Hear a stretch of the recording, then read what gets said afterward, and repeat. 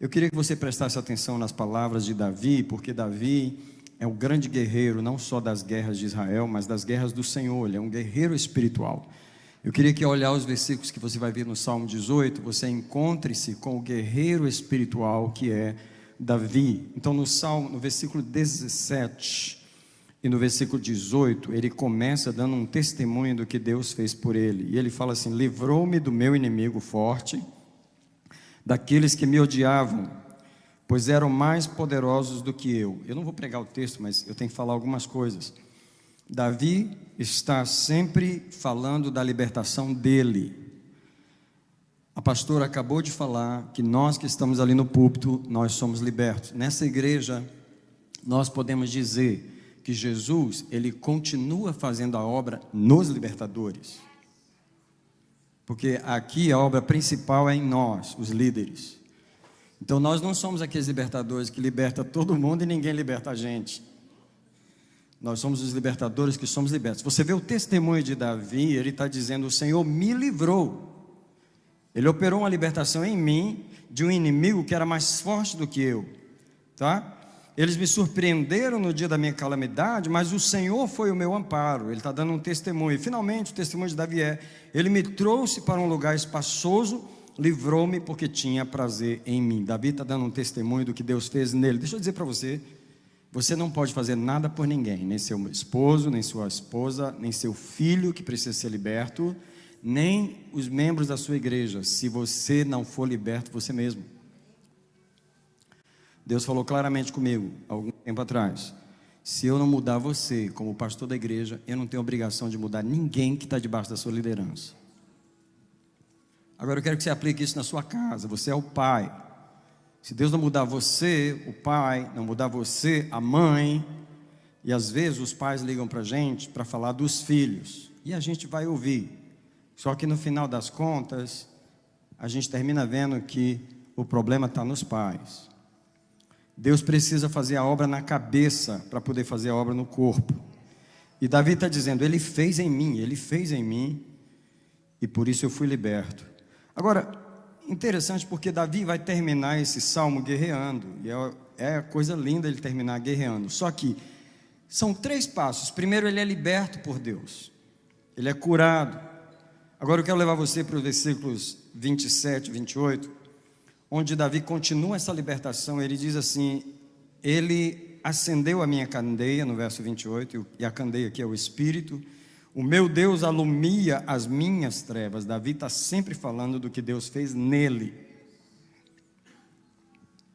Aí você finalmente vê Davi sendo, depois de liberto, ele vai ser armado por Deus. Ele vai ser preparado por Deus com armas de guerra. E no verso 32, Davi já começa a dizer assim: ele é o Deus que me cinge de força e torna perfeito o meu caminho.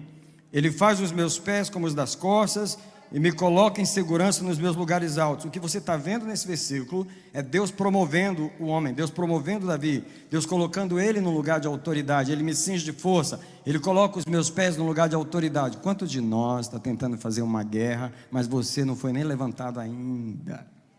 Você continua caído, você continua embaixo, submisso a toda essa situação. Por exemplo, às vezes os pais estão lidando com a situação em casa, mas eles estão muito mais ansiosos do que a própria pessoa que está com problema.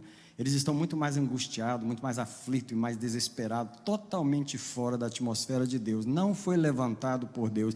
Deus nunca vai usar alguém embaixo.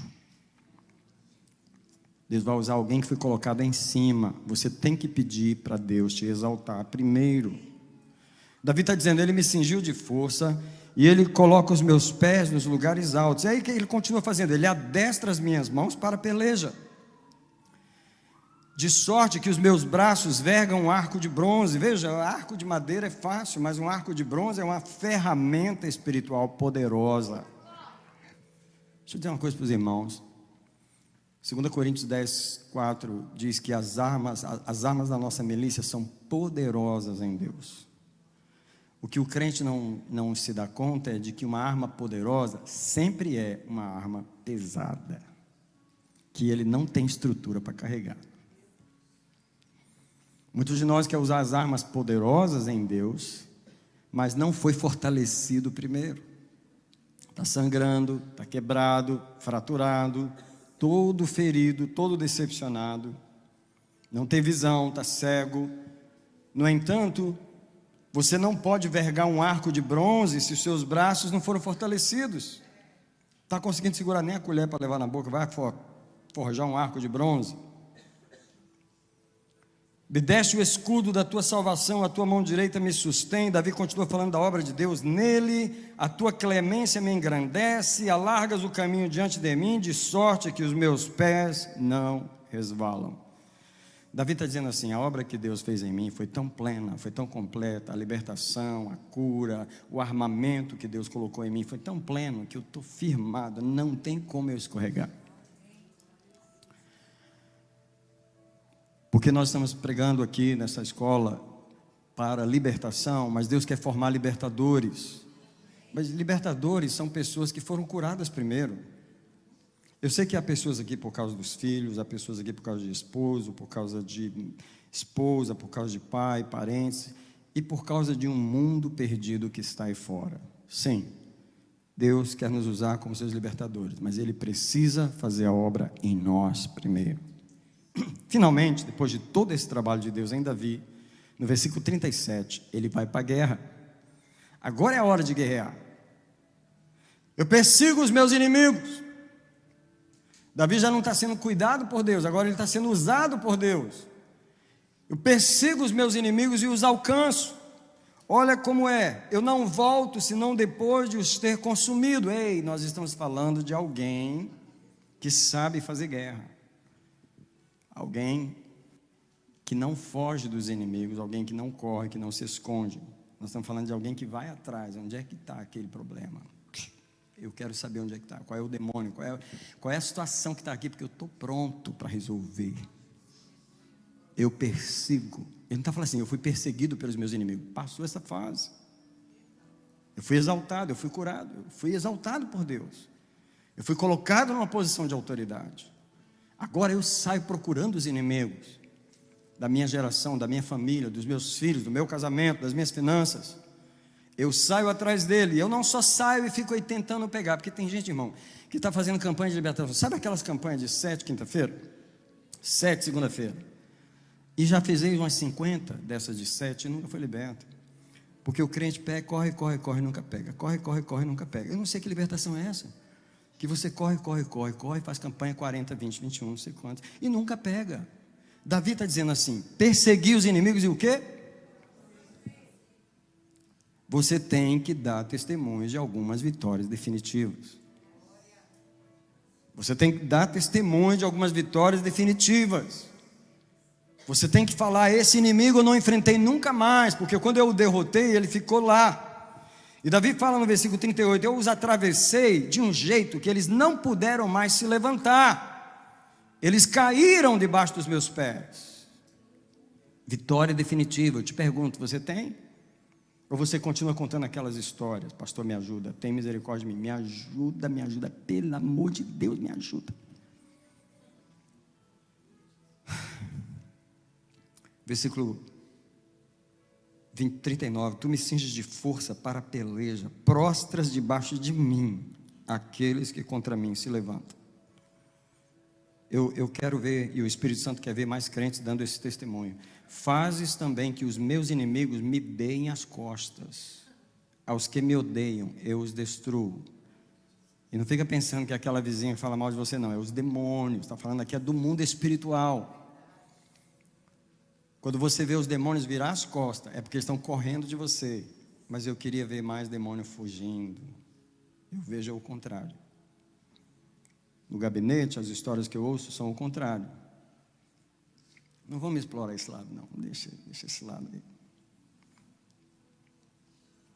Vamos entrar na nossa palavra da primeira página.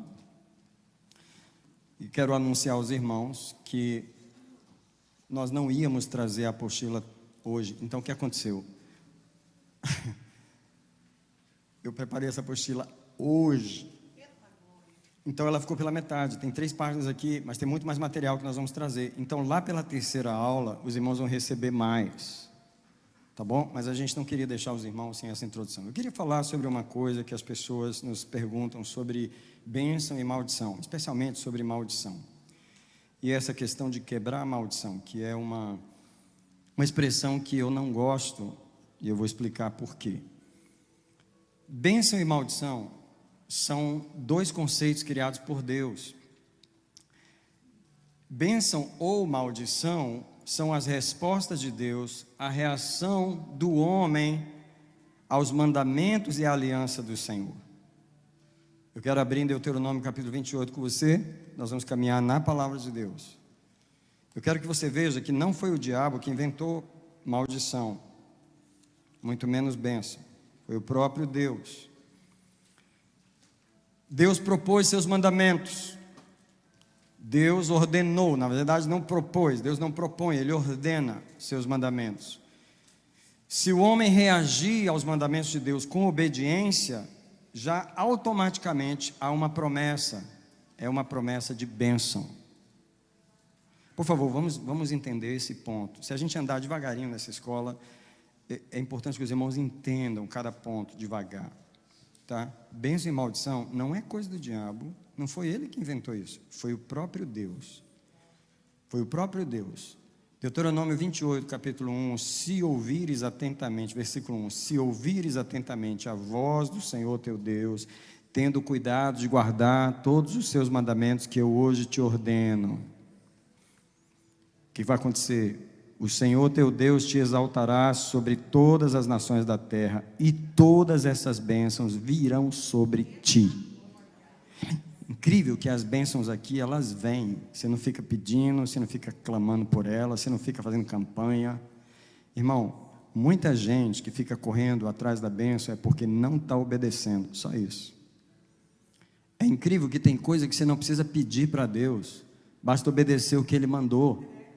As bênçãos estão atrás da obediência. Nós crentes precisamos acordar que os problemas têm razão na nossa desobediência. Se a gente obedecer, as bênçãos virão sobre ti. E ainda fala assim, estas bênçãos te alcançarão.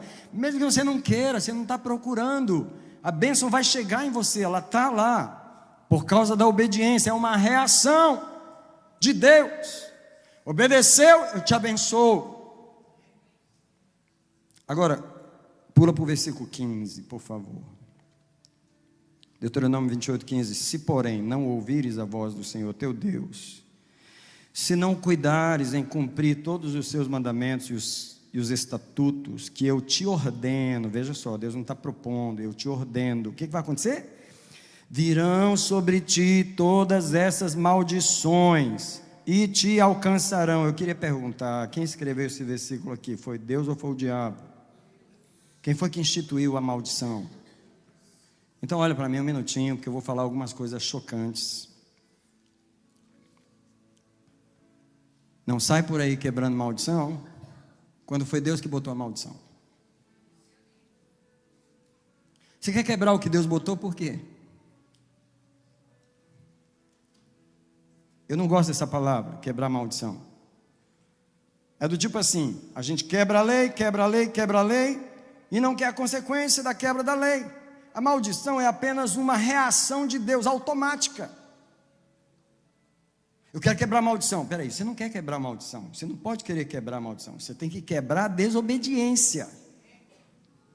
Não vem para o meu gabinete quebrar a maldição, que nós não vamos quebrar nada. Nós vamos quebrar a sua desobediência lá. Porque você está debaixo de maldição, porque há uma desobediência em alguma área. Talvez não foi nem sua, mas foi de seus pais, das suas gerações, mas está lá uma desobediência que precisa ser resolvida. Não existe maldição sem desobediência. E deixa eu falar essa palavra aqui, na terceira linha, Deus não tem aliança com o mundo. Deus não fez aliança com o mundo, Ele fez aliança com o seu povo. Portanto, essa promessa de bênção e maldição é uma recompensa da relação de Deus com o seu povo. Não há maldição na Bíblia no contexto da relação de Deus com o ímpio. Olha, Deus não tem envolvimento com o ímpio. Deus não tem relação com o ímpio. Deus não tem compromisso com o ímpio. Salmo 1, versículo 6, né? Certamente que a bondade, misericórdia, misericórdia. Salmo 1, versículo 6 é: o Senhor conhece o caminho do justo, mas o caminho dos ímpios perecerá. É só o que fala.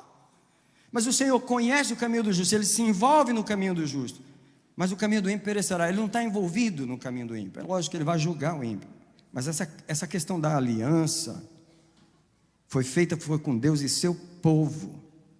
Deus não fez aliança com o ímpio. O ímpio já está debaixo de maldição o tempo todo. Ele é ímpio, afinal de contas, não é? Então, quem fere a terra com maldição é Deus, não é o diabo. Então vamos começar com Malaquias 4, verso 6. E se você estiver em Mateus, fica fácil, é só voltar. Malaquias 4, 6, que é o último versículo do Velho Testamento.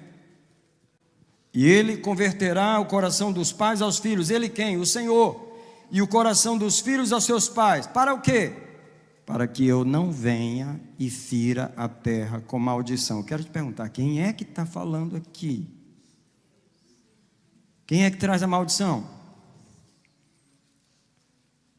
Eu estou pregando uma mensagem dura, eu sei. Cascalho puro. I know. Ora para ter um copinho de água aí, para o teu espírito poder digerir, porque o Senhor deu essas palavras para trazer nessa escola. Quem falou que vai ferir a terra com maldição é Deus. É lógico que nós queremos remover a maldição do jeito certo, mas eu queria que você respeitasse quando está encontrando uma maldição em algum lugar. Toda vez que tem uma maldição é porque tem um pecado. A gente não pode ignorar as causas e só tratar as consequências. Outro versículo, Deuteronômio 28, 15 a 68, eu já li, eu não li de 15 a 68, mas meu Deus do céu, é um dos capítulos mais tristes da Bíblia de ler, essa parte de Deuteronômio 28, porque do versículo 15 até o 68 é só maldição, é só maldição. Olha, eu quero ler o verso 16 de Deuteronômio 28. Quem está falando aqui é Deus. Deus está dizendo: maldito serás na cidade, maldito serás no campo, 3 vezes já. Maldito o teu cesto, 4 vezes, e a tua amassadeira. Maldito o fruto do teu ventre, 5 vezes já. E o fruto do teu solo, e as crias das tuas ovelhas e das tuas vacas, 6 vezes. Maldito serás ao entrares, 7 vezes. Maldito serás ao saíres. Presta atenção no versículo 20. O Senhor mandará sobre ti a maldição, a derrota e o desapontamento. Alguém diz comigo: Deus é santo. Deus é santo. Ele é santo de um modo que a gente não pode imaginar o quanto Ele é santo. Se Deus não enviasse uma maldição por causa do pecado, Ele não seria Deus. Se Deus não punisse o pecado, se Deus não cobrasse o pecado, se Deus não desse uma punição, isso não haveria Deus, não haveria justiça. Então a gente tem que, de certa forma, respeitar quando você encontra algo amaldiçoado, quando você encontra uma maldição, quando você encontra uma cobrança dos pecados ali, porque Deus está envolvido, a sua justiça está envolvida naquela situação. Eu quero levar você para Isaías 53, por gentileza. E você sabe o que Isaías 53 é, aquele capítulo lindo do sofrimento do nosso Senhor Jesus. Agora, eu queria que você olhasse do lado de Deus, através dos olhos de Deus, para o sofrimento de Jesus. Porque às vezes a gente olha para o sofrimento de Jesus com um olhar romântico, um olhar de pena dele, que ele estava ali na cruz. Na verdade, se Deus não fizesse aquilo com Jesus, ele não seria Deus. E o que Jesus se dispôs na cruz foi a receber sobre si. Ele recebeu sobre si toda a maldição do pecado. Ele recebeu a maldição. Ele se dispôs a receber a maldição. Por que é que nós estamos sendo abençoados? Porque alguém recebeu a maldição que era para nós. Sobre ele caiu toda a maldição do pecado. A maldição é uma coisa enviada por Deus. Eu não vou ler o capítulo todo, mas eu queria ler o versículo 4. Verdadeiramente ele tomou sobre si as nossas enfermidades e carregou com as nossas dores, nós o reputamos por aflito, ferido de Deus e oprimido. Verso 5, ele foi ferido, mas só um minutinho, pausa. Ele precisava ser ferido? Ele merecia ser ferido? Merecia, porque ele estava em nosso lugar. Ele merecia aquela maldição? Sim, porque ele estava em nosso lugar. Como é que você assume o lugar de um pecador e você não merece ser ferido? Como é que você assume o lugar de um pecador e não merece ser maldito? A palavra de Deus diz: maldito todo aquele que for pendurado numa cruz. Jesus falou: eu estou aqui para ser maldito, para receber essa maldição sobre mim. Alguém tem que sentir nessa noite, antes da gente tiver qualquer interesse egoísta sobre nós mesmos, nós lembrarmos do preço do sangue que nos liberta, nós lembrarmos do preço daquele que recebeu a maldição de Deus na cruz, para que nós pudéssemos ser libertos. Sim, o Senhor quer tirar as maldições, claro que Ele quer, Ele já removeu a maldição na cruz do seu corpo, mas a gente precisa apreciar um pouco mais o que Jesus fez por nós. E no versículo 6, todos nós andávamos desgarrados como ovelhas, cada um se desviava pelo seu caminho, mas o que o Senhor fez? Ele fez cair sobre Ele a iniquidade de nós todos. Eu quero ir para o versículo 10. Todavia foi da vontade do Senhor esmagá-lo. Come on, alguém para nessas palavras. Foi da vontade do Senhor esmagar Jesus. Como é que a gente vai pregar de libertação para o povo de Deus, sem mostrar ao povo de Deus que a libertação tem um preço, que alguém levou a maldição por nós? Yes, toda maldição está riscada na cruz. Yes, toda maldição está cancelada na cruz. Yes, Ele disse: está consumado. Ele despojou os principados na cruz. Ele cancelou a dívida que era contra nós. Alguém celebra o que Jesus fez na cruz? Yes, Ele levou a nossa maldição. Yes. Só que às vezes a gente vem buscar a libertação, tipo assim, eu quero ficar livre desse problema, eu quero ficar livre dessa cobrança de Deus aí, tanto pecado dos meus pais, tanta prostituição, tanta traição, tanto aborto, tanto assassinato na minha família, tanto derramamento de sangue, tanta maldição, tanto xingamento, tanta maldade, e eu estou aqui com essa carga, eu quero só me livrar disso, eu quero quebrar essa maldição. Ei, amém? Jesus já pagou o preço por isso. Mas para um pouquinho para pensar, por que essa coisa está aí? Senão você vai querer quebrar a maldição do jeito errado. Quebra isso aí, pastor, quebra esse negócio, me livra disso. Ei, não é bem assim. O Senhor foi da vontade de esmagá-lo, fazendo-o enfermar. Quando ele se puser como oferta pelo pecado, e verá sua posteridade, prolongará os seus dias, e a vontade do Senhor prosperará nas suas mãos. Nós estamos vivendo esses dias, nós já vimos, Ele foi crucificado, nós vimos Ele ressuscitar, nós vimos a sua presença, nós já recebemos isso, nós estamos contemplando o que esse versículo está dizendo. Alguém celebra comigo e diz: Jesus, obrigado que o Senhor cancelou toda a maldição. Então quando alguém chega para mim e fala: eu não acredito nesse negócio de cancelar a maldição, eu falo: por quê? Porque Jesus já cancelou na cruz. Mas eu falei: eu acredito igual você, santo. Essa é a palavra está lá, Jesus já cancelou tudo. Eu só estou aqui para te ajudar a tomar posse. Jesus não precisa fazer mais nada, Ele já fez tudo, Ele já realizou, Ele cancelou todas as maldições. Só que você precisa tomar posse. A maldição, no fundo, é uma bênção. Em que sentido? No sentido de que, assim como uma dor no seu corpo o avisa de um perigo mortal, eu queria fazer uma pausa aqui, porque eu acho que qualquer pessoa aqui que fosse no médico e chegasse lá para uma consulta normal, o médico pedisse um exame e finalmente descobrisse que está com câncer em terceiro grau, e você não estava sentindo absolutamente nada, você estava perfeitamente normal, o médico vira para você e fala que você tem 6 meses de vida, você ia ficar muito surpreso e muito chateado. Você ia dizer assim: eu preferia que essa dor estivesse doendo há 10 anos, quando esse câncer começou, para eu poder estar me tratando. Quem ia preferir isso? Eu ia preferir. Quem ia preferir? A dor. Nesse sentido, a maldição é uma bênção, porque ela avisa você que você está perdendo a vida eterna, Não é só a vida física. A dor, ela avisa você que o seu corpo está morrendo. E você corre para se tratar. Porque se não tiver dor nenhuma, você não vai se tratar. E quantas pessoas realmente morrem porque o câncer não avisou. Ele não deu sinal nenhum. Ele só apareceu, destruiu tudo. Quando você foi ver, só tinha um mês de vida. Mas a maldição, ela avisa você que você pode perder a vida eterna. Então, essa coisa de quebrar a maldição sem querer saber suas causas é pura ignorância da lei de Deus. Quando você quiser quebrar uma maldição, eu te ajudo. Pode vir falar comigo, mas eu vou te falar, eu vou conversar com você sobre a lei de Deus primeiro. Porque se tem maldição é porque tem uma lei que foi quebrada em algum lugar.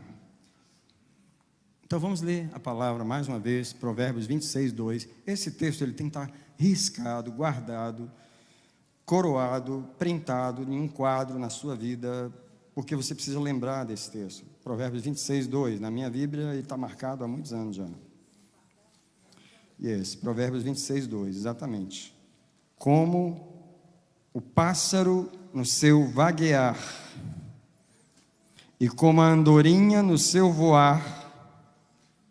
Se ela está voando, é porque ela não pousou, certo?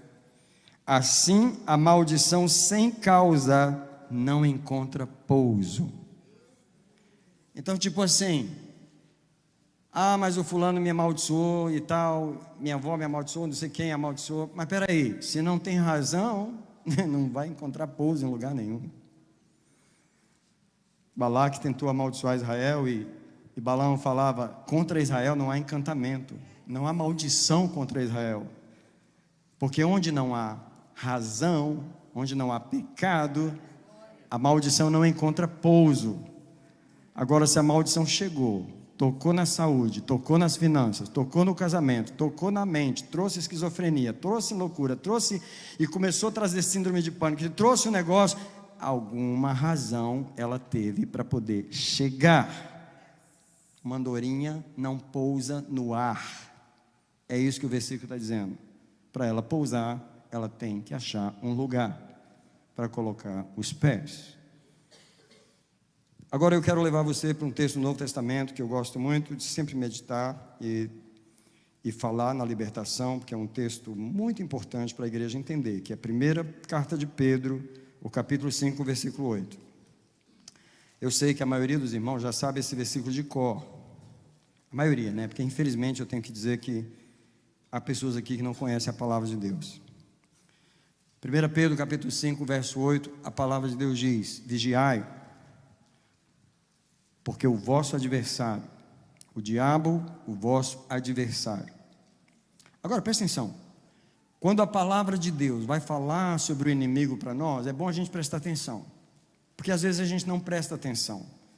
A gente pensa que o nosso inimigo é um cachorro vira-lata que está ali, e quando eu me refiro a cachorro vira-lata, eu quero dizer aquele cachorro que não tem dono. Lá no Brasil, você sabe, tem aqueles cachorros de rua que não tem dono, e ele chega perto, se você der alguma coisa, ele pega, mas se você bater o pé também, ele some, porque ele não tem dono, ele não tem direito de estar ali, e o diabo não é isso, ele não é isso. Então a gente precisa ter cuidado quando a Bíblia se refere a ele, porque ela fala muito propriamente dele. Então ela fala assim, vigiai, porque o diabo, o vosso adversário. Então como é que ele fala? A Bíblia vai dizer agora, ele anda em derredor, rugindo como leão, buscando a quem possa tragar. Então preste atenção, como a estratégia dele é legal, é uma estratégia correta, é uma estratégia dentro dos padrões da legalidade espiritual. Ele não chega e entra, ele não chega e pega quem ele quer, ele não chega e toca em quem ele quer. Pastor, o diabo está fazendo isso na minha vida. Peraí, está fazendo mesmo? Deixa eu checar se está. Se tiver mesmo, é porque ele achou uma razão. Ele não chega assim, mamãe mandou pegar esse daqui. Ele não pode fazer isso. Ele não faz isso, ele não olha na tua cara e diz assim, eu não gosto de você, eu vou te pegar. Porque se ele quisesse pegar quem ele quer, ele ia destruir a raça humana inteira. Ele não pode tocar em quem ele não pode tocar. Amém, glória a Deus, amém, glória a Deus, amém, glória a Deus. Só que se ele tocou, crente, para e presta atenção, pelo amor de Deus. Porque se ele tocou, não foi só porque ele quis, foi porque ele pôde. O versículo diz assim: ele anda em derredor, rugindo como leão, buscando a quem possa. Agora, a palavra adversário, que eu já falei, vou falar, vale a pena falar nessa escola novamente, é a palavra grega, duas palavrinhas gregas lá, se você checar no original, eu não sou professor de grego não, mas checa essa palavrinha no original, adversário é uma palavra jurídica. Duas palavrinhas gregas, antidikos. Anti é contra, dikos é direitos. Está falando de quê? Alguém que trabalha contra os seus direitos. Então não é um cachorro vira-lata, é uma entidade legal, é um promotor de justiça. Então pare de pensar no adversário como a gente sempre pensou, porque ele não é bem isso. A palavra de Deus está dizendo, ele é um promotor de justiça, que ele não leva acusação infundada, ele fica em derredor, não importa, ele gasta o tempo dele rodando, deu uma volta, não achou nada, deu uma volta, não achou nada. Para te falar a verdade, o diabo nem completa a primeira volta, para te falar a verdade, nem completa a primeira volta, deu um passinho, já achou um monte de pecado. Já achou um monte de iniquidade, maldição, xingamento, ódio, falta de perdão, prostituição, pornografia, já achou tanta sujeira dos pais, das mães, já achou tanto aborto, já achou, ele nem precisa dar uma volta inteira, ele já achou. Então, a gente precisa olhar para esse adversário com um pouco mais de respeito, porque ele sabe o que está fazendo. Eu queria só pegar esse quadro e voltar lá em Jó. Talvez você já leu o livro de Jó e não entendeu aquela conversa de Deus com o inimigo, porque é a mesma conversa. Qual é a conversa? O inimigo chega na reunião, e não é um culto, senão ele não estava lá, é uma reunião da corte, onde Deus vai julgar pessoas, absolver e condenar. Ele não falta essa reunião, porque ele está trazendo uma pastinha com um monte de gente para acusar, e as acusações são todas verdadeiras, e Deus vira para ele e pergunta, de onde você vem? Ele fala o quê? 1 Pedro 5,8, ele fala assim, não sabe? Não, lá em 1 Pedro 5,8 está escrito, o que eu faço? Eu fico rodeando a terra e passeando por ela. O que ele está fazendo? Anotando. Ela falou para o marido cair fora. Ela falou que o filho, você não é mais meu filho. Ele falou que aquele patrão não presta. O pastor amaldiçoou a ovelha. E ele vai anotando, ele acha tanta coisa, que eu acho que ele é uma das pessoas mais busy que existe, é o inimigo. Ele tem que ter muito secretário para fazer a campanha dele, porque quando ele vem diante da corte celestial acusar, ele traz um maço de papel, ele traz vídeo, ele traz áudio, ele traz tudo, ele traz tanta evidência, que Deus é obrigado a ouvir.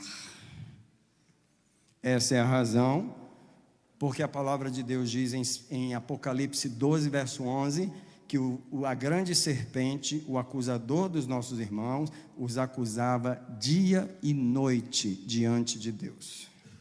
Como é que ele faz isso? Porque ele tem material para voltar lá de novo.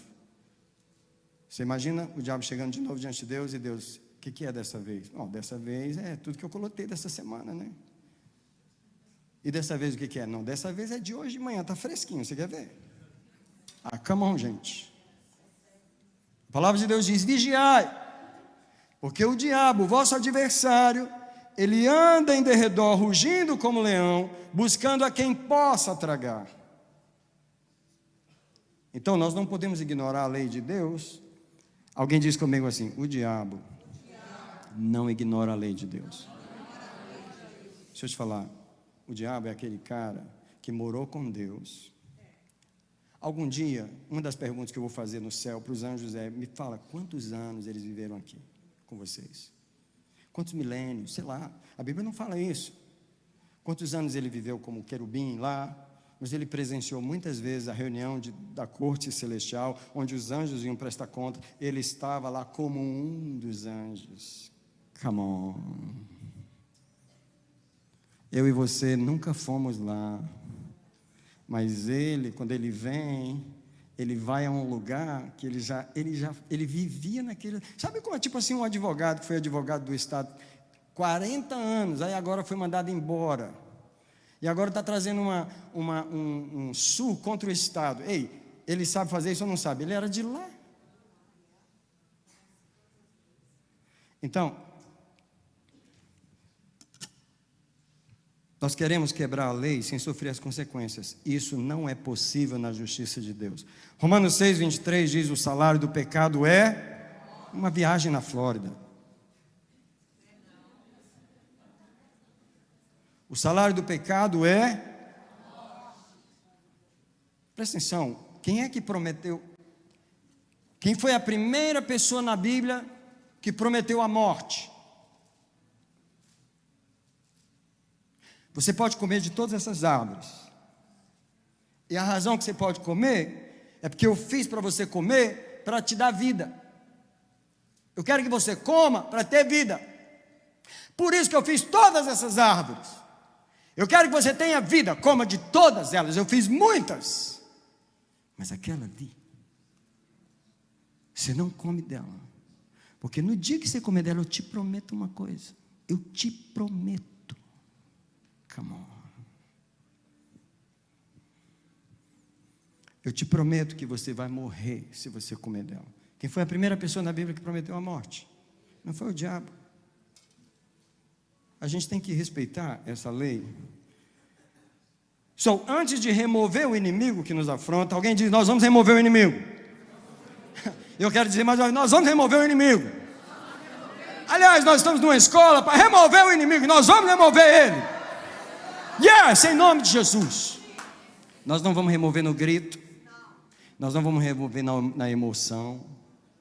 Nós não vamos remover na carne. Nós vamos remover na palavra.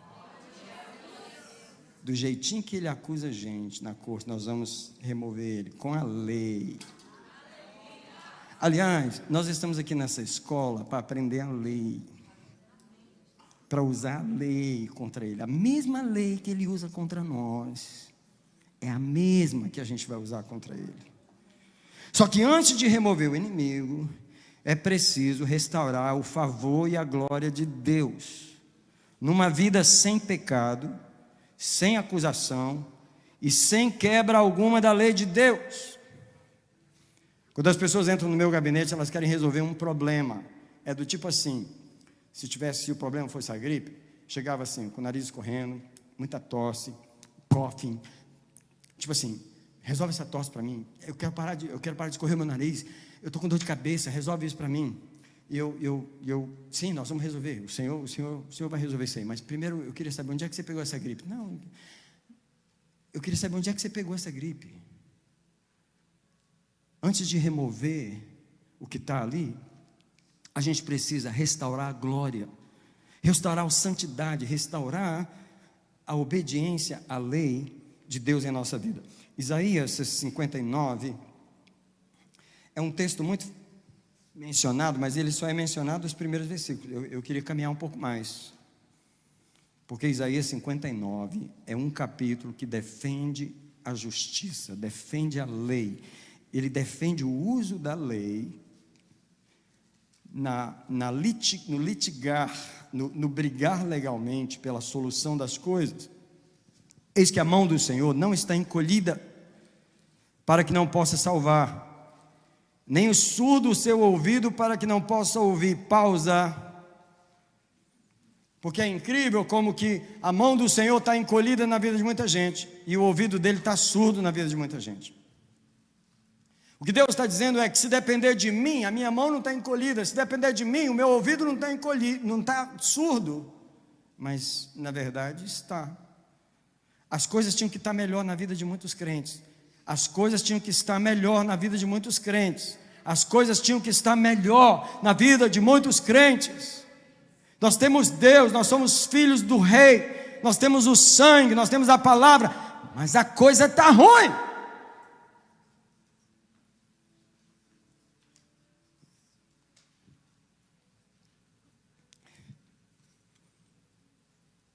As vossas iniquidades fazem separação entre vós e o vosso Deus, e os vossos pecados esconderam o seu rosto de vós, de modo que não vos ouça. Nami, vem cá, por favor. Fica aqui, como o acusador, virado para cá, acusando. Ali. Eu estou no trono, eu sou Deus. Fica mais para trás um pouquinho. Só apontando aí, acusando. Vem cá, amor. Você está aqui, você é a igreja do Senhor. Bonita como está aqui, inimigo acusando. Inimigo acusando. Mas a igreja está com as mãos estendidas para o Senhor, virada para o Senhor, pedindo, clamando. E sabe o que o Senhor faz? Vira o rosto. Por que Deus não pode virar o rosto para cá? Fica aí vocês dois. Você sabe o que significa essa expressão virar o rosto? Quando Deus brilha o rosto dele sobre uma situação, significa o favor dele, significa a glória dele está entrando na situação. Escuta, quando a glória de Deus entra numa casa, não fica problema, não fica, resolve tudo. Quando a glória de Deus entra numa igreja, não fica problema na tesouraria, não fica problema na secretaria, não fica problema no berçário, não fica problema nas mulheres. Quando a glória de Deus entra num lugar, é porque o rosto de Deus virou para aquele lugar e Deus brilhou o seu rosto sobre a situação. Presta atenção. Deus disse para Moisés assim: eu vou te ensinar a abençoar o povo. Como que é, Senhor? Você fala assim: que o Senhor te abençoe e te guarde, que o Senhor faça resplandecer o seu rosto sobre ti e tenha misericórdia de ti. Repete: que o Senhor sobre ti levante o seu rosto e te dê a paz. Mas Deus não pode brilhar o seu rosto sobre uma situação de pecado que está ofendendo a sua lei. Não importa se é seu filho, se é sua filha, se é a sua igreja. Deus não é movido pelos afetos, Ele é movido pela sua lei. Ele tem que agir mediante a lei. Então o diabo está acusando e Deus vira o rosto. Alguém pode estar dizendo assim: essa é a minha situação, e é mesmo. Essa é a situação da minha família, e é mesmo. Deus não pode brilhar a luz do rosto dele sobre a sua família, porque é muita intriga, é muita briga, é muita falta de perdão, é muito aborto que essas mulheres dessa família fazem e levaram para o túmulo, nem confessaram os abortos. E os homens assassinos dessa família, avô matou não sei quem, é tanto sangue derramado, é tanta prostituição, e avô que traiu a avó, e o pai que traiu a mãe, e as traições vêm. Como é que Deus pode virar o seu rosto santo e brilhar a sua luz sobre uma família que quebra a sua lei por gerações? E o diabo está acusando, dizendo: esse acusador está muito devagarinho, acusando, e falando: ó, isso aí é tudo um bando de mentiroso, tem gerações de mentira aí, isso aí, está crente aí, com essa roupa de crente aí, mas isso aí, ó, continua roubando, isso aí, ó, continua mentindo, quer que eu te mostre? Não paga, entendeu? Ó, e não perdoa também não, é um bando de irado, não perdoa, e ele está falando. E ele está falando. Agora vamos acabar essa imagem aqui, que o sangue de Jesus diz que Ele nos limpa de todo pecado. A palavra de Deus diz que quem os acusará, quem os condenará, porque é Deus que nos justifica, e Deus tem os meios de nos livrar do adversário. Eu montei esse quadro só para a gente ver o que acontece, mas Deus tem meios de resolver essa situação por nós.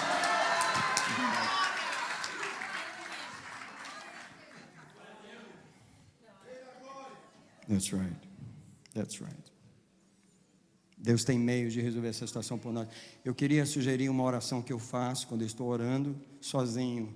Eu digo para Deus: Senhor, sabe, você tem que aprender a orar as orações da Bíblia, porque elas são muito sábias. Imagina, se a oração está na Bíblia, irmão, é porque a gente deve orar elas, entendeu?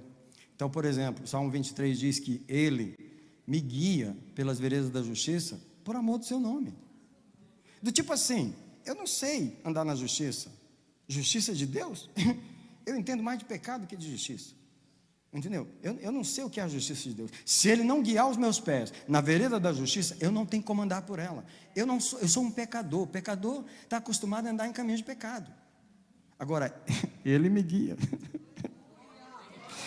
Ele me guia nas veredas da justiça. Ele tem meio de prover que eu ande na justiça, para que Ele possa me justificar, para que Ele possa brilhar o seu rosto sobre a minha situação, e Ele possa dizer para o adversário: isso aí já foi resolvido. Você quer ver o vídeo? Você quer ver o vídeo dela confessando, dela chorando? Você quer ver o vídeo dele se arrependendo? Você quer ver o vídeo dele consertando aquele pecado? Você quer ver o vídeo dela resolvendo aquela situação? Eis aqui, Deus tem os caminhos de justiça para nos justificar. Sim, yes, Ele é o Deus que envia a maldição, mas Ele também é o Deus que nos guia nas veredas da justiça. Porque presta atenção, quando Deus lida com o adversário, Ele não lida pela emoção. Ele não fala assim: mas você sabe o quanto eu amo a minha igreja, eu não posso deixar você acusar ela. Deus não lida no amor igual nós. Deus não lida no romantismo igual nós. Deus não lida na base da filiação. Deus não está sendo pai naquele momento, Ele está sendo juiz. Mas o que Deus faz? Ele provê os caminhos de justiça. Ele lembra você uma coisa que você tem que confessar. Ele lembra, é incrível. Aquilo estava escondido na mão do inimigo, mas ele traz a lembrança. Por que eu lembrei isso? Por que, crente? Porque tu tem que confessar, resolver. Tu tem que ir lá: eu sonhei com isso, com aquilo. Pastor, Deus está querendo caminhar um caminho de justiça com você, para poder tirar o aguilhão do inimigo. Deus é que sabe o que Ele está ouvindo de você na corte celestial. Deus é que sabe o que o inimigo está falando. Eu não sei você, mas às vezes eu pergunto para Deus: o que Ele está falando de mim? Porque você tem que perguntar. Porque Deus gostaria de te responder. Então, onde pode haver um demônio em um crente? Onde? Bem, que o Senhor nos ajude a caminhar aqui na questão do novo nascimento, um dos versículos mais citados pela igreja, especialmente a igreja que não gosta de libertação.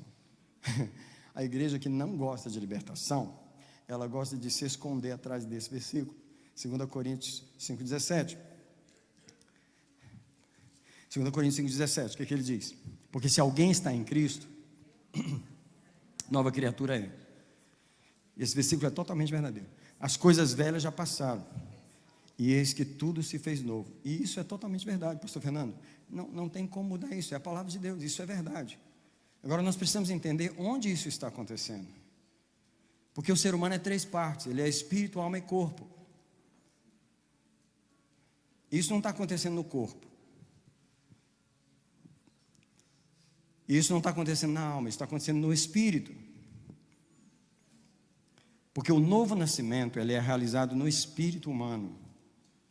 O nascer de novo é a regeneração imediata do espírito humano ao receber Cristo. O homem é ressuscitado na hora que ele aceita Cristo. Ele não passa, ele não fica sendo ressuscitado devagarinho, e daqui a 3 anos é que ele fica vivo. Ele fica vivo na hora, o espírito é revivificado na hora. É automático o novo nascimento, no espírito. O problema é que a alma continua onde ela estava, entendeu?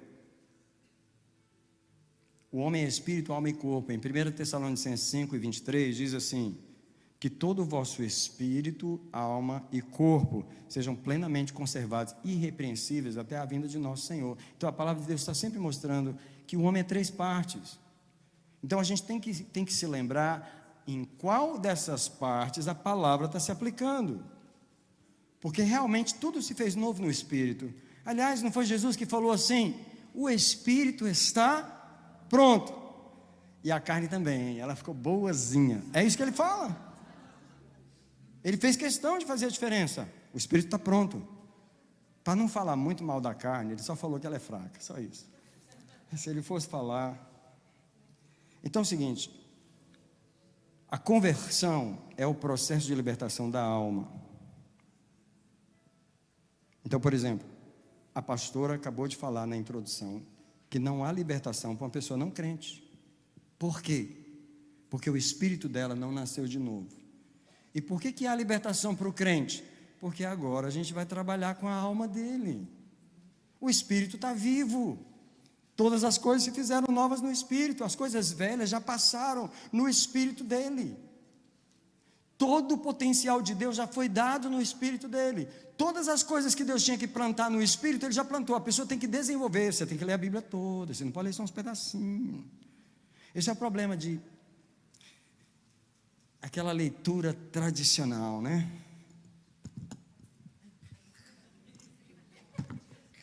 O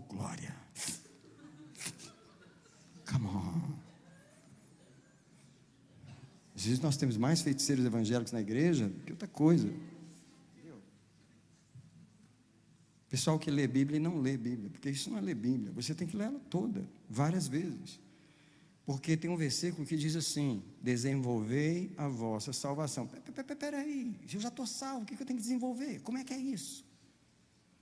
E não é só isso não, em 2 Pedro 3, dos capítulos mais desafiadores da Bíblia, quando você lê do verso 5 até o 11, diz assim: acrescentai a vossa pureza o amor, acrescentai com diligência, em cima da pureza a santidade, em cima da santidade o amor, acrescentai, tem um trabalhar.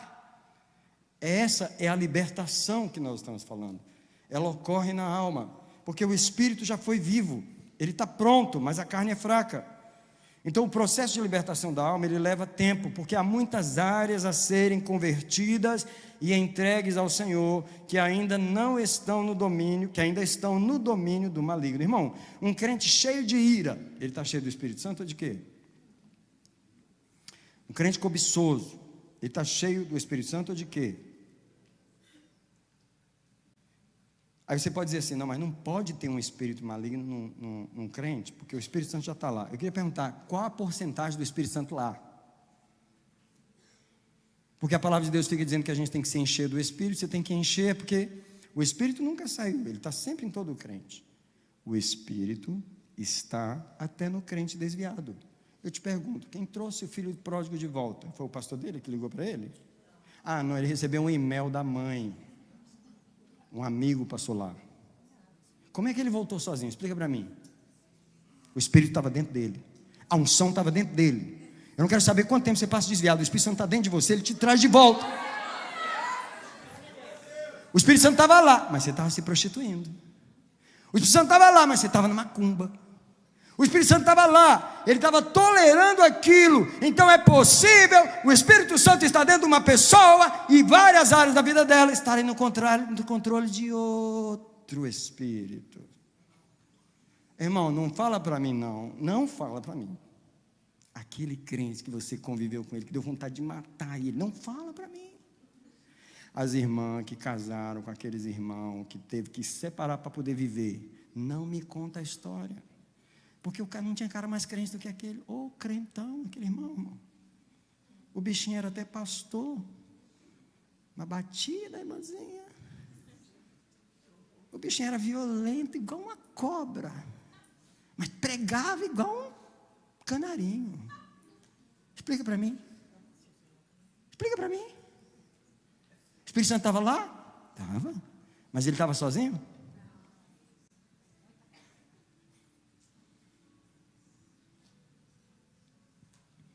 A conversão, irmãos, é o processo de cura na alma. Tem cobiça, tem prostituição, tem roubo, tem crentes lidando com a mentira ainda, tem crentes com ciúme, com inveja, com falta de perdão. O Espírito Santo não está no controle dessas áreas. Os demônios estão no controle dessas áreas. Irmão, os demônios não controlam o que é de Deus, eles controlam o que é dele. Right? Então o Espírito Santo fica ali, espremido. Eu gosto dessa frase que alguém falou assim: o Espírito Santo, ele pode ser o residente numa casa, mas não o presidente. O que significa? Você mora lá, mas você não tem voz. Você não tem direito, você não ordena, você não resolve, você não determina as músicas que a pessoa ouve. Você não determina a roupa que ela veste. Você não determina o linguajar dela, porque você mora lá, mas você não manda em nada.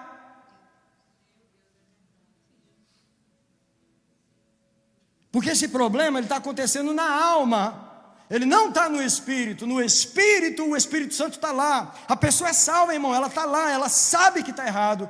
Você nunca precisa pregar para um crente.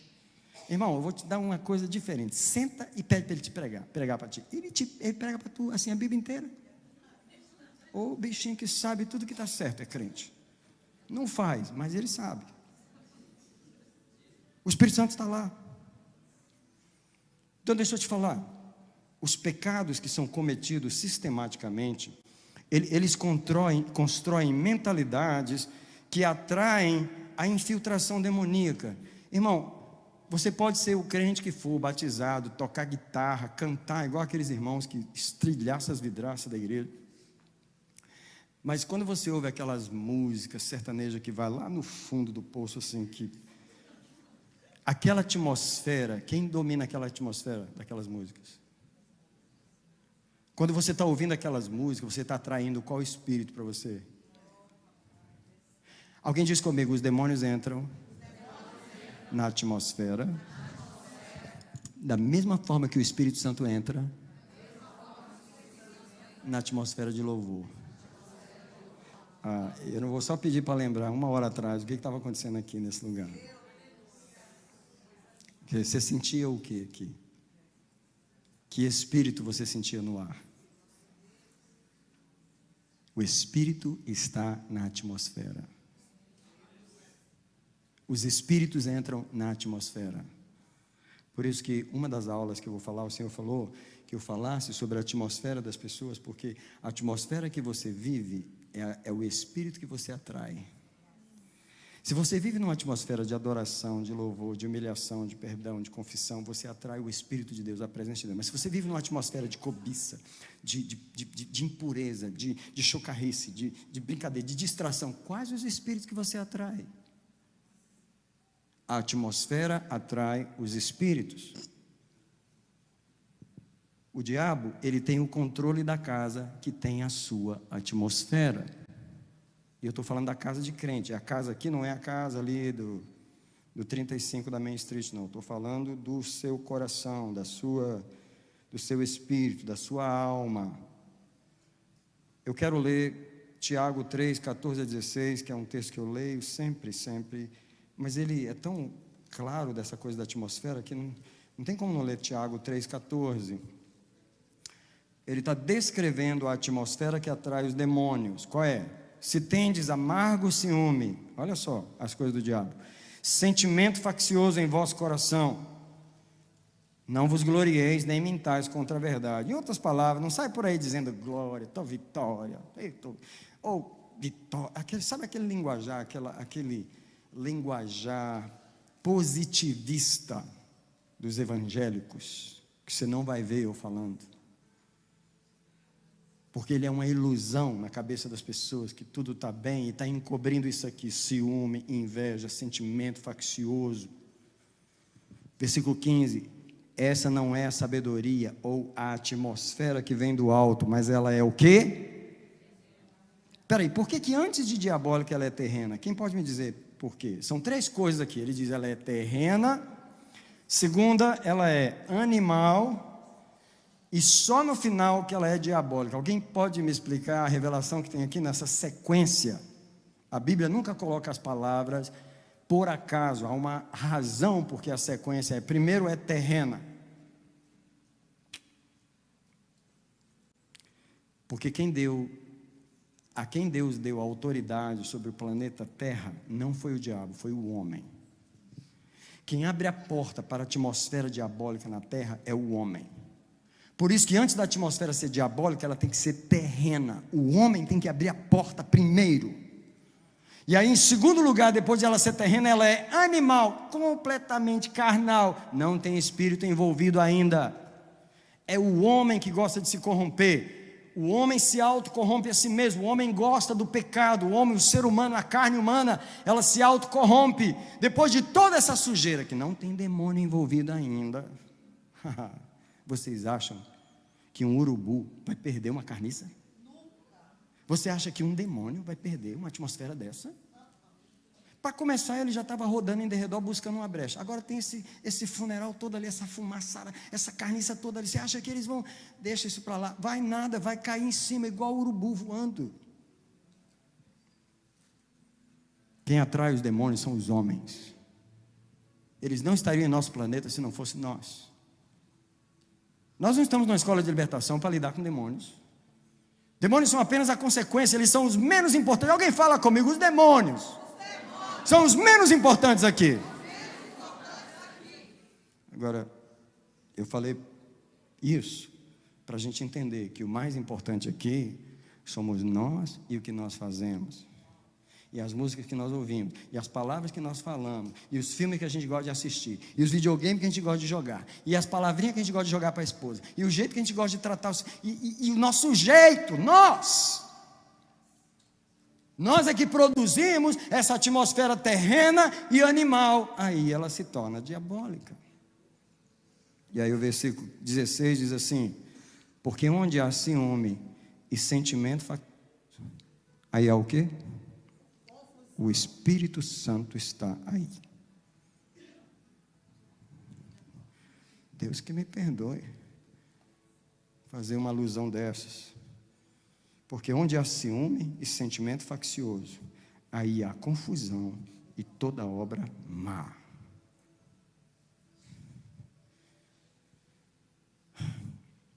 Então o diabo, ele tem controle da casa que tem a sua atmosfera. Então se a aula parasse aqui agora, porque a gente está sempre esperando o Espírito Santo soar o sininho e falar assim, para, porque não é a apostila, é o Espírito, ele vai dizer a hora que parar. Se a aula parasse aqui agora, alguém já seria liberto só de voltar para casa e dizer para Deus assim, Deus, o que eu aprendi hoje já me libertou. Deus, eu estou andando naquela atmosfera de autopiedade. Como eu amo as pessoas ter pena de mim, Deus, como eu gosto que eles têm pena de mim. Deus, como eu gosto daquela carência, carnal. Deus, como eu gosto daquela atmosfera, aquela tristeza que vem sobre mim, que eu me entrego nas mãos dela. Oh Deus, Deus, se eu mudar minha atmosfera, se eu me arrepender dessa minha atmosfera, come on. Não precisa o pastor já botar a mão na sua cabeça. Não precisa ninguém orar por você. Você vai mandar os demônios embora de mudar a atmosfera da sua vida. Agora, o que adianta a gente orar por você, trazer essa atmosfera para você, chega ali no carro, você liga a 106.5 FM e sai para casa ouvindo aquelas músicas. Eu estou fazendo só uma alusão qualquer. E na verdade a 106.7 você ouve o dia inteiro lá no trabalho. Ai, não. Sem falar do sertanejo lá do Brasil, né? Eu estou falando assim, mas é outras coisas. Como eu não conheço a sua vida, eu não posso falar. Mas o Espírito Santo sabe. O que você gosta de fazer que ofende Ele, que traz a presença dos demônios.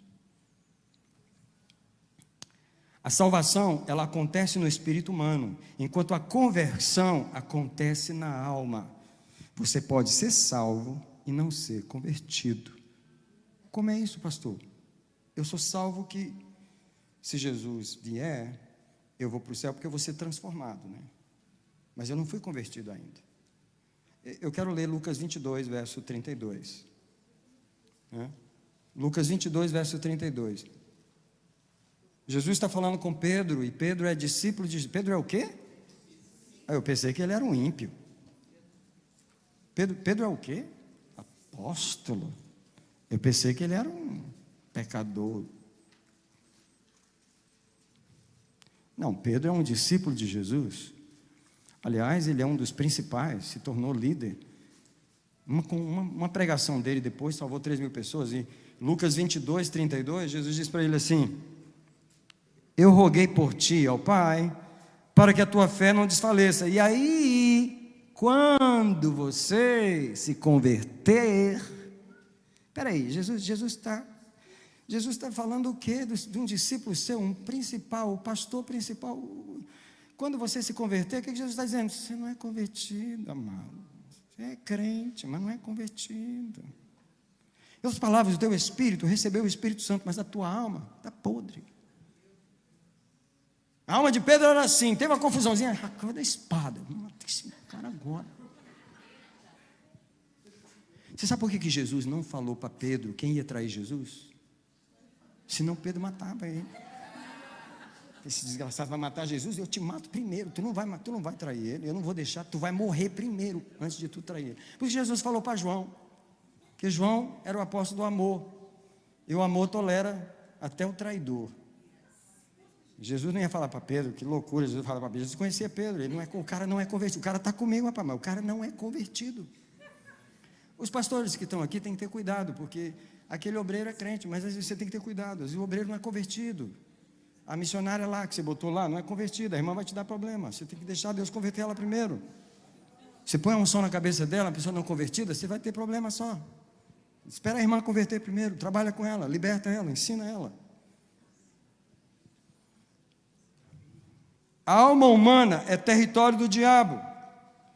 E eu encontro isso mais uma vez em Pedro, em Mateus 16, 23, por quê? 2 versículos antes, ele recebe a revelação de que Jesus é o Cristo, e Jesus vira para ele e fala assim: rapaz, esse negócio que você acabou de falar não veio de ti, nem da tua carne, não veio da tua cabeça, foi direto do Pai. Meu Pai te revelou. E sabe, Deus nunca revela nada na alma do homem. Eu vou te falar por quê. A alma é assim: Deus fala uma coisa com você, aí ela, mas como que isso vai acontecer? Quando isso vai acontecer? Como é que pode? Eu não estou preparado para isso. A alma, Deus não conversa com a alma. É tão terrível que Deus fala no Espírito. Deus joga a palavra no Espírito. O Espírito pega, ele não pergunta, ele não questiona, ele não entende, mas ele sabe que Deus falou. Ele recebe a palavra, ele crê, ele confia. Ele não sabe como vai ser, mas ele recebe a palavra. Deus não lida com a alma, Deus não conversa com a alma.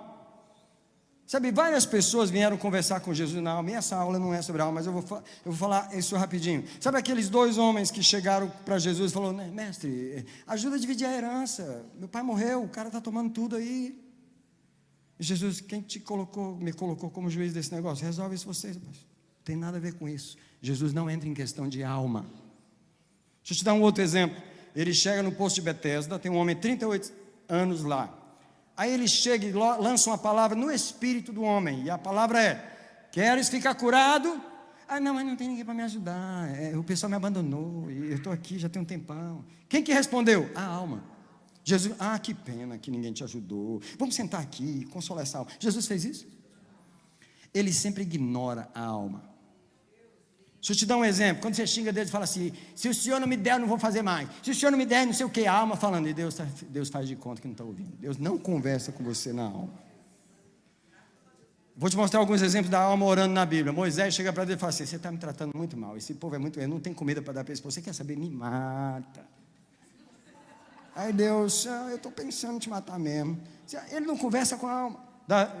Samuel, a mesma coisa. Olha, mataram todo mundo, só ficou eu. Alma, cara, alma é um negócio, misericórdia. O troço, por que o diabo está na alma? Porque a alma está perdida.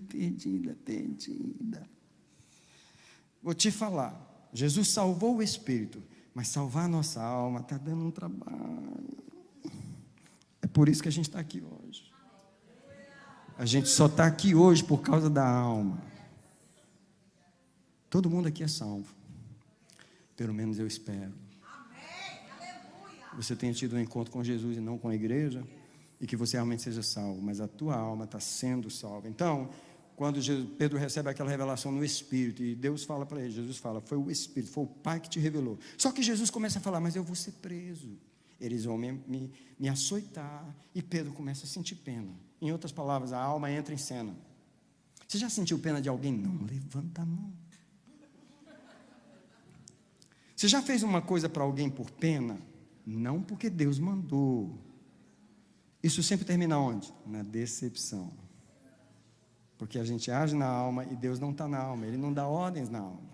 Você tem que aprender a calar a alma, como Davi fez. Eu fiz calar a minha alma, eu fiz sossegar. A maioria dos crentes não sabe fazer isso. Entendeu? Mas aí o que acontece? Jesus começa a falar que vai ser preso. E aí agora, Jesus tem que virar para Pedro e não repreende a Pedro. Ele repreende Satanás em Pedro. Espera aí, cara, o cara estava cheio do Espírito Santo agora, recebeu uma revelação agora, e agora já tem o diabo nele. Explica para mim esse mistério. A alma é terreno do diabo. Eu posso estar sendo usado por Deus no momento, e se eu não vigiar, estou sendo usado pelo inimigo no outro. E Jesus repreende Satanás em Pedro e diz: para trás de mim, Satanás, porque não cuida das coisas que são de Deus, mas das coisas que são dos homens. A alma sempre se alia ao homem. A alma sente pena do homem, a alma se compadece, a alma chora com outro ser humano, a alma tem compaixão da alma. E Deus não está envolvido nesse processo, Ele deixa as almas se resolverem. Alguém diz comigo: Deus é espiritual. E aí o que Ele faz? Ele fala no espírito do homem. Se o espírito, por isso que Ele diz: quem tem ouvido para ouvir, ouça o que o Espírito diz. E o Espírito não fala com a alma, o Espírito fala no Espírito. Se o Espírito está vivo, e se o Espírito tem ouvido, algum Espírito vai ouvir a voz de Deus e vai tomar uma posição.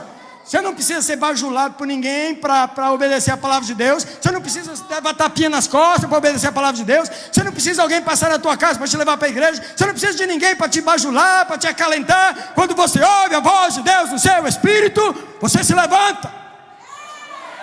Você não precisa de mulher para te ajudar. Você não precisa de marido para te ajudar. Você não precisa de pastor para te ajudar. Quando você ouve a voz de Deus no espírito, você é um ser humano. Você tem um espírito. E Deus fala no seu espírito. E Deus sabe que se você ouvir a voz dele no seu espírito, você vai se levantar. Se você não levantou, é porque você não ouviu a voz de Deus. Você está preso na sua alma. E aí a segunda vez Jesus se dirige ao homem de Betesda. Jesus não fala assim: eu não te perguntei se ninguém te ajudou. Eu te perguntei: você quer ser curado? Na segunda vez, parece que o espírito do homem acorda.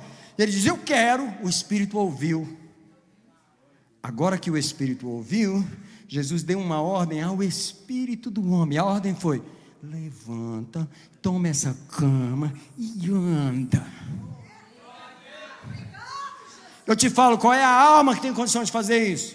Nas emoções, na razão, no raciocínio, na lógica. Nenhuma alma humana tem condição de fazer isso. Deus não dá ordens para a alma humana. Deus dá ordens ao espírito. Porém, a alma humana é terreno de Satanás. O novo nascimento cria um novo espírito em nós, mas a conversão cria uma nova alma, uma mentalidade nova, sentimentos novos, reações novas, raciocínios novos, comportamentos novos. Entendeu?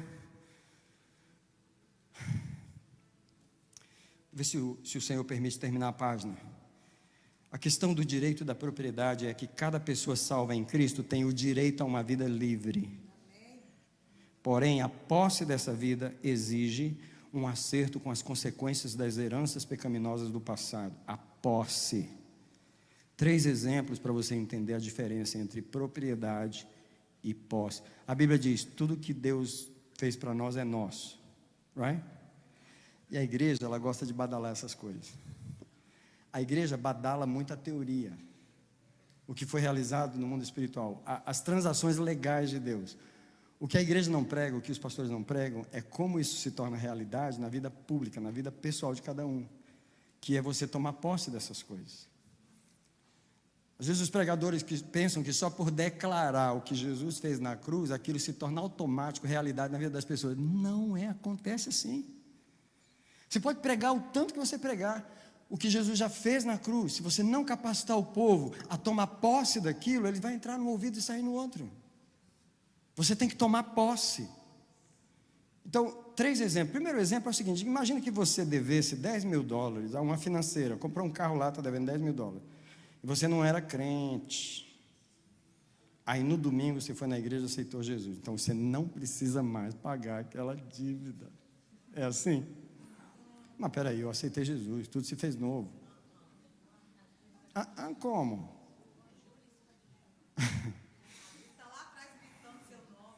Você está entendendo? Que tem que resolver as dívidas do passado, mesmo depois de crente? Segundo exemplo, você compra algo no Amazon e paga. Nesse momento que você pagou, aquilo lhe pertence por direito de propriedade. Você pagou, é seu. Mas você não tem a posse daquele objeto ainda. Você precisa esperar a entrega. E ainda poderá se perder no caminho. Já aconteceu comigo. No momento que você paga, você tem o direito de propriedade. É seu. Mas o objeto não está na sua mão. Você não tem a posse dele. Agora, mais uma vez aqui. Essa Bíblia é sua? Só que eu vou tomar ela de você. Eu posso ter a posse de algo que não é meu. E esse é o ladrão. Ele tem a posse de algo que não é dele. Essa Bíblia é sua? Você quer ela de volta? Então vem pegar. Aí ela diz assim: não, eu não gosto de fazer guerra. Eu não mexo com o diabo. Se você não gosta de lidar com o ladrão, com quem roubou suas coisas, então fica aí chorando. Fica aí. Porque você não gosta de fazer guerra. Você não... Pastor, eu não falo com o demônio, pastor. Eu só falo com Deus. Então tá bom, fica falando com Deus a vida inteira. para ver se ele vai descer e guerrear com aquele demônio que tu tem que guerrear com ele. Se você olhar as suas orações dos últimos 15 anos, você vem pedindo, Deus tira aquele demônio, Deus tira. Deus tirou? Deus tirou? Porque Ele está esperando você ir lá tirar. Essas orações que Deus não responde, Senhor, tira essa tristeza de mim, Senhor, tira isso de mim, Senhor, tira. E olha o jeito que está pedindo, Senhor, Senhor. E Deus olha, misericórdia, sai de perto de mim. Estou cansado de ouvir isso. Cadê a autoridade que eu dei? Cadê o poder que eu dei? Cadê? Então, o inimigo, ele fica com posse daquilo que era para estar na nossa posse. Agora, o Espírito Santo está começando a mover em mim aqui, eu vou falar. Ah, Senhor, tem gente que era para estar casado. Tem gente que não era para estar sozinho aqui. Mas você nunca fez guerra contra os demônios da tua vida sentimental. Ele roubou tua felicidade a vida inteira. Tem gente que não era para morrer sozinho. Era para estar feliz. Mas o espírito é mole, o espírito é fraco, não faz guerra. Nunca aprendeu a fazer guerra, nunca aprendeu a tomar da mão. Porque ele, escuta, a Bíblia é minha por acaso? Eu tenho direito dela? Não. Eu paguei por ela? Não. Você tem direito de me tomar ela? Com certeza. Agora, você vai vir me tomar? Eu vou. Vai devolver tudo. A saúde que era para estar na nossa mão, está na mão dele. O filho que era para estar obedecendo a Deus, está na mão dele. A igreja que era para estar prosperando, ele está controlando as coisas. A vizinha que era para estar me ajudando, está falando mal de mim, porque eu não mandei o diabo calar a boca. Eu não uso autoridade, porque eu não sei tomar posse. Porque para tomar posse eu tenho que fazer guerra. Porque alguém pegou e se apropriou do que não lhe pertence, que é meu. Porque você pode ter direito de propriedade, mas você não tem a posse disso. O último exemplo que eu coloquei é um juiz concede a guarda de um filho a uma mãe, cujo filho foi raptado pelo pai. Dá para imaginar a cena? O casal divorciou, o pai levou o menino, a mãe vai no juiz, o juiz dá a guarda para ela. Ela tem na mão o direito de propriedade pela lei, mas ela não tem a posse da criança. Ela terá que levar a polícia, prender o ex-marido e forçar ele a devolver o filho. Satanás é quem roubou e mantém preso tudo que Jesus pagou e conquistou por nós. Em João 10:10 diz que o ladrão vem para roubar, matar e destruir. Mas é preciso fazer guerra contra ele, para que ele nos devolva o que é nosso direito em Cristo. Alguém aqui tinha que estar mais feliz. Alguém aqui tinha que estar ganhando mais dinheiro. Alguém aqui tinha que ter mais saúde. Alguém aqui tinha que ter uma família melhor. Alguém aqui tinha que ter os seus parentes junto com você. Alguém aqui tinha que ter green card. Alguém aqui tinha que ter um monte de coisa. Que não fique brigando com Deus, que Deus fala assim, depende de mim, você já tinha tudo isso, meu. Eu já te dei tudo, o seu problema não sou eu. E tem crente brigando com Deus, por que você não me dá? Porque qual é o problema comigo? Qual é o seu problema comigo? Qual é o seu problema comigo? Deus, eu não tenho problema nenhum com você, rapaz, não tem problema nenhum por mim. Você já estava feliz, casado, feliz. Vai brigar com o teu inimigo que te roubou as coisas? Pode ficar de pé, que o Senhor já mandou parar.